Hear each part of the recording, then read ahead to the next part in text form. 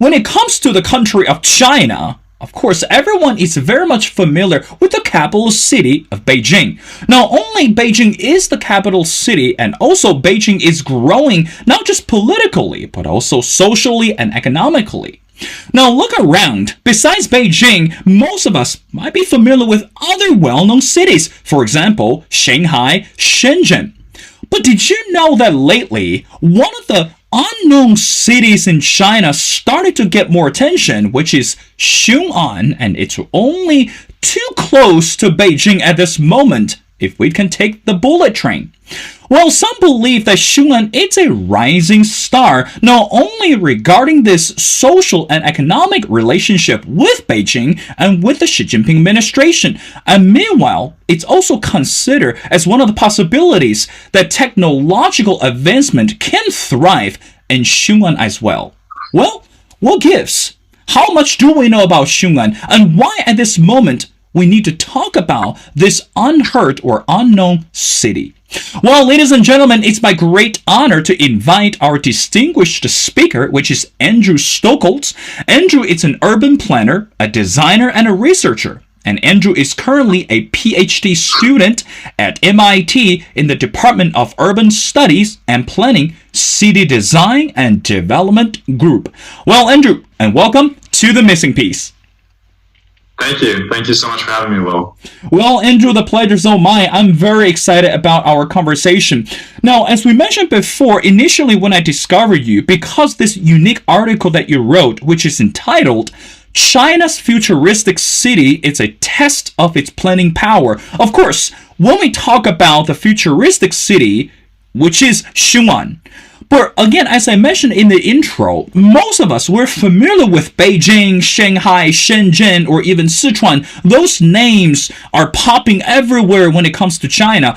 But Xiong An, I have to be honest, so far has been unheard, unknown. But in the article, you wrote, and I quote, Chinese President Xi Jinping considers Xiong An as a new era and also is a test for whether China can boost the domestic innovation and climb into the ranks of advanced nation in the face of slowing economic growth. Help us to understand why Xiong An. What is something so special about this place? Well, thanks. Yeah, thanks for the introduction, Will. And then just to, I guess, maybe preface, why I got interested in the city. So I lived in Beijing, actually, quite a while ago, before at the end of the Hu Jintao period, the beginning of Xi Jinping's period. And I followed Xiong An recently. I think the city was announced in 2017 as part of this plan to create what they call the Jingjinji region, or the Beijing, Tianjin, Hebei integrated metropolitan region. So this idea actually had been around for a while. And when I lived in Beijing in the I think when I lived in Beijing was actually 2017. This was just starting. But this idea to create a separate relocation or administrative city outside of Beijing had actually been around for a while.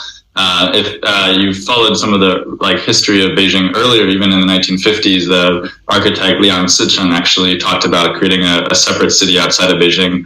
But this idea was actually torpedoed, shot down by the government, by Mao. Basically, they thought this was impractical to relocate the capital or recreate a new city. But this idea was revived, particularly after Beijing became quite crowded. Pollution was a big problem in the early 2010s. Still perhaps a problem, but the air pollution has improved a bit. Congestion. So the idea was to relieve some of that congestion and create a separate city outside of Beijing, not necessarily a new capital, but the idea was to relieve non-capital functions from Beijing, or 废省功能, as they say, with the phrase that's used a lot in the media, to say relocating non-capital functions, non-essential ministries or companies, state-owned enterprises, to this new satellite city, about half-hour bullet train ride now south of Beijing, or south of the airport. Well, but again, Andrew, going back to the article, I know that you mentioned many times that when it comes to Xiong An, that related to this technological advancement, I think right now today, when we think about China, again, it's not just about the political changes, it's not just about the economic growth, but everyone is paying attention to the Chinese economic advancement.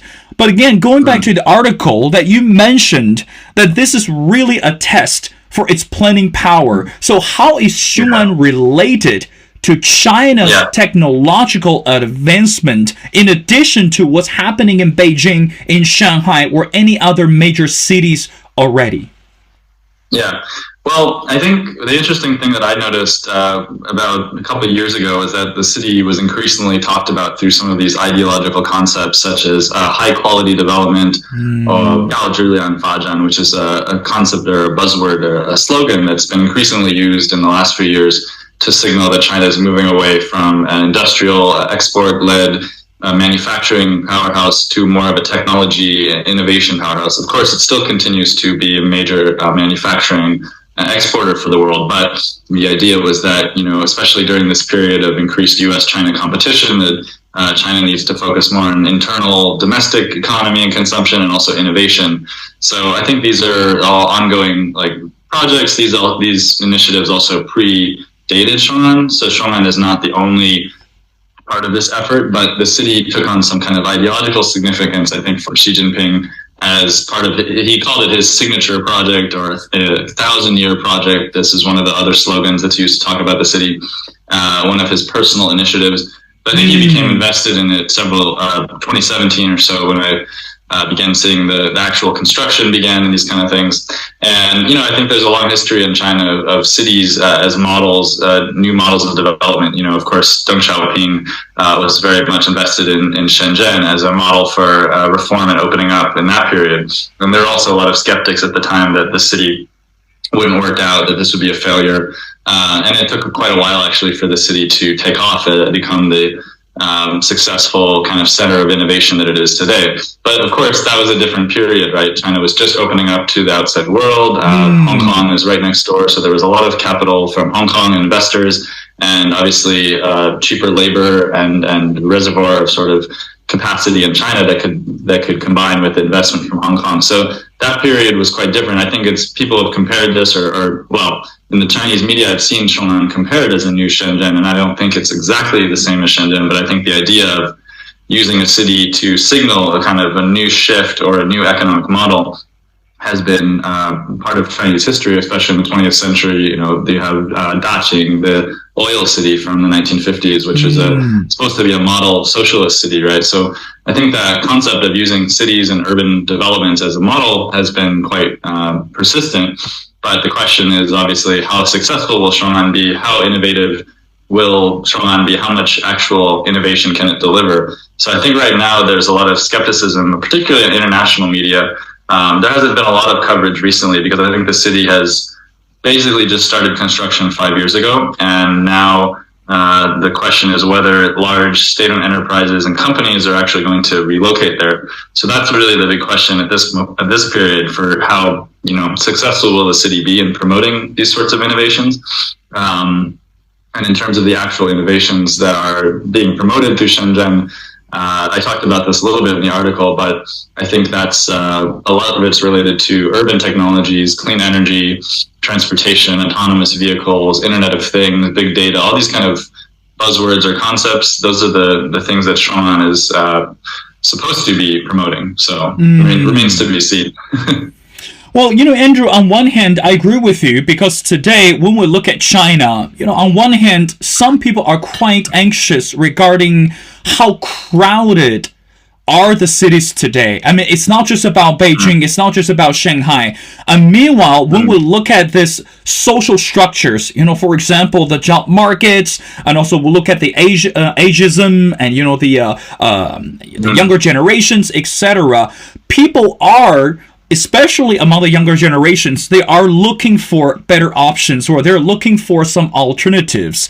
Now, the next question, I want to go back to your article. When we look at Xiong An, even though you mentioned, Andrew, there's a lot more uncertainties and there are a lot more unknown towards the future. But again, what kind of elements, or why do you think the Chinese government is so confident at this moment when it planning Xiong An, or when they sowing the seed in Xiong An? So in other words, how much do you think that the Chinese nationals are going to buy into the idea that Xiong An is going to I don't want to say the word replacement, but will be substitute, or maybe will be additional support for Chinese economy, for Chinese growing market. What do you say to that? Yeah, so I think I personally, when I talk to people in China, I've talked to people who are in Beijing, talked to people actually who worked in Xiong An. They themselves have a lot of skepticism, some people that I've spoken to about the project. So I have to admit that the article, I'm not suggesting that the city will be this driver of innovation. I think it could be. It remains to be seen.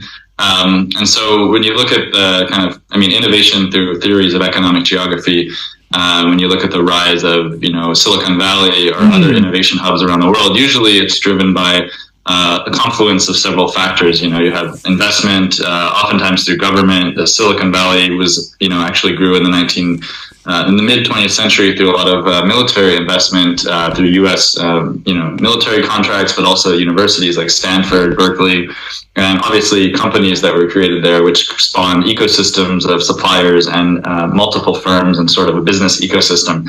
So how do you create that from scratch? It's very difficult, and I don't think it's going to happen overnight. I think Beijing already had become one of China's major tech innovation hubs, Zhongguancun area outside of Beida and Tsinghua, right next to the universities. So part of the idea of relocating that seemed quite illogical, because why would you have some of these industrial or technology innovation hubs, companies, why would they want to relocate to somewhere in the middle, basically in the middle of nowhere, south of Beijing? It's not a great proposition. So I think in order to convince these private companies to actually move, you'd have to create some kind of cluster first that would attract those companies there. And as you mentioned, human capital or trying to create new opportunities for young people. The unemployment in China, the youth unemployment has become quite an issue. And so promoting this as a place where you could have new opportunities, new human capital that could come and work in Xiong An and receive benefits has a lot of political significance. I think right now it primarily has a political communication significance, but whether or not that creates a kind of cluster of human capital and innovation remains to be seen. I think another important thing to emphasize is that what are the industries that are actually promoted? So a lot of our attention talks about semiconductors, a lot of our talk about US-China competition has to do with the semiconductor industry or defense-related industries. I think Xiong An actually is a different sort of focus to some degree, which is more on domestic quality of life innovations. Obviously, some of these have implications for national security, but clean energy, urban systems, infrastructure, all of these things that China's also been exporting around the world through Belt and Road, rail development, this infrastructure-led development model. Xiong An kind of continues that and sort of, I think, in a way, signifies building on that model, but trying to also innovate in new aspects of clean energy, autonomous vehicles, big data, smart city systems, those kind of things. Andrew, I want to go back to the article. Again, as you mentioned that Belt and Road Initiative, something else actually stood out as well, which again, it's one of the signatory projects under current leader Xi Jinping, which is called Made in China 2025. Now, this is what you wrote in the article, and I quote, "Now, Made in China 2025 that aim to boost the research and development spending and subsidies to give Chinese firms competitive advantages in industries including biotechnology, robotics, artificial intelligence, and semiconductors." Now, everyone pretty much is familiar with the phrase "Made in China 2025." Now, to some countries, that seems a very positive promise. Again, when you look at economic relationship or political engagement, but for other countries, "Made in China 2025" that can be seen as an economic challenge or economic threat. So in other words, China is no longer just a partner, but meanwhile turning into a competitor with some of the countries. So again, Andrew, based on your research, and help us to understand how feasible today it is still for Chinese government to launch Made in China 2025, and what does that say regarding China's domestic investment in artificial intelligence and biotechnology, robotics, etc.?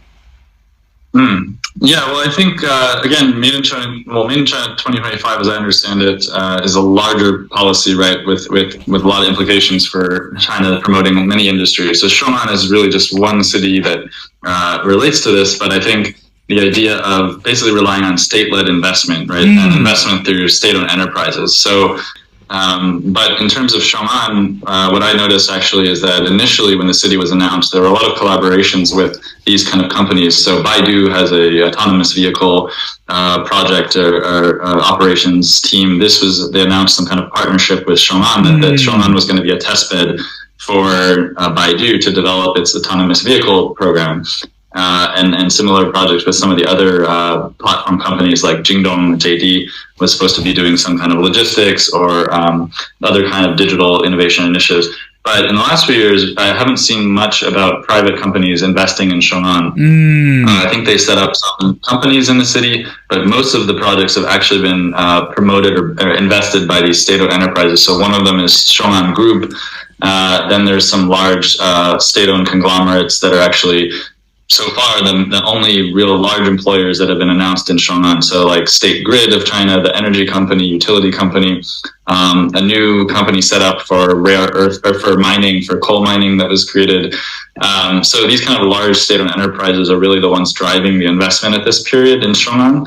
And I think that also says something about this growth model and innovation model that Xi is promoting, which relies more on state-owned enterprises, probably not completely excluding private companies, but in terms of how does Made in China relate to this sort of domestic innovation policy, right? Like, how much will this be relying on foreign investment or foreign technology versus domestic conglomerates? I think Xiong An, the last few years of Xiong An suggest that state-owned enterprises are not going away, right? They're becoming, in a way, more favored under the current administration in China, and pushing them to be more innovative and actually sort of centers of innovation in China, and also research institutes, so branches of the Chinese Academy of Sciences, Social Sciences, I think, have announced a sort of plans to set up a research center in Xiong An, and then also relocating some universities from Beijing Forestry University, Beijing Technology University.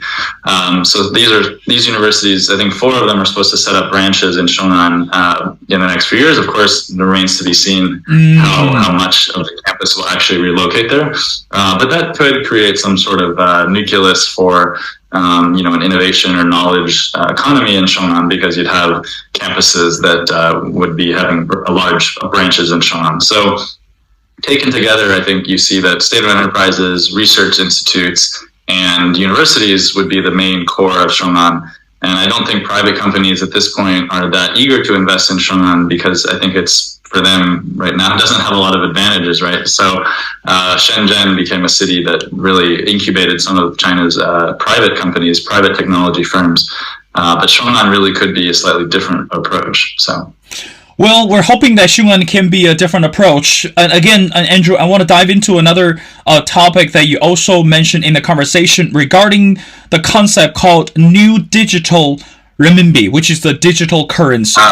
This is such a very engaging, or should I say, mind-blowing concept, because we know that on one hand, everyone is familiar with the digitalization of the currency, not just in China, but around the globe. But meanwhile, again, this is something that you wrote in the article. It said, for China's effort to establish a new digital RMB, a central bank digital currency that could ultimately reduce dependence on the US dollars and allow the government to collect data on consumers' transactions. Now, help us to understand, because we know today in the US, when it comes to privacy, when it comes to data collection, God is my witness. I mean, it is not going well so far, or has not been well accepted so far by the public. Now, for China to push this whole online currency, or this digital currency related to data collection on consumers' transactions, how much do you think that people can understand the relationship between digital currency and privacy issue? And how do you think the Chinese government is going to come out to explain regarding this private data collection? Andrew, what do you say to that? Yeah, well, from what I understand, and again, I'm not currently based in China, right? So I don't have a super grasp on all of the debates about the central bank digital currency. From what I hear, though, I think that this has been talked about as an alternative to some of the e-payment systems in China, right? Alipay, Zhifubao, and those kind of Tencent's WeChat Pay, right? So these companies acquired a lot of power over the financial system in a way, these private technology platforms, because they could allow people to make payments quite conveniently. And this continues to be one of the main, innovations actually in terms of China's financial system, right? China embraced digital payments really quickly, much faster than many other countries. In the US, we have Venmo, we have different applications, but really we don't rely on these kind of digital payment systems as much. We still like to use credit cards and even cash. So China really embraced this e-currency, digital currency initiative. But I think from the central government's perspective, particularly under Xi, the power that Alipay and these private financial companies were accumulating was a threat to the government. And so they have unveiled this initiative for the central digital currency, kind of blockchain currency that, from what I understand, has not really been widespread. Like, it hasn't really been rolled out widespread in the population because people are so used to using these other systems. They're promoting it as an alternative, as a more secure alternative, even as maybe more private, more secure, because you don't have to necessarily send personal information when you use the digital yuan. You can actually just register a phone number. So for smaller transactions, it actually requires less personal information. But Mike, when I was looking into Xiong An, I was wondering, well, why is Xiong An? What's the importance of Xiong An as a test bed for the digital yuan? Why do you need a city as a test bed for a digital currency, theoretically to be used anywhere?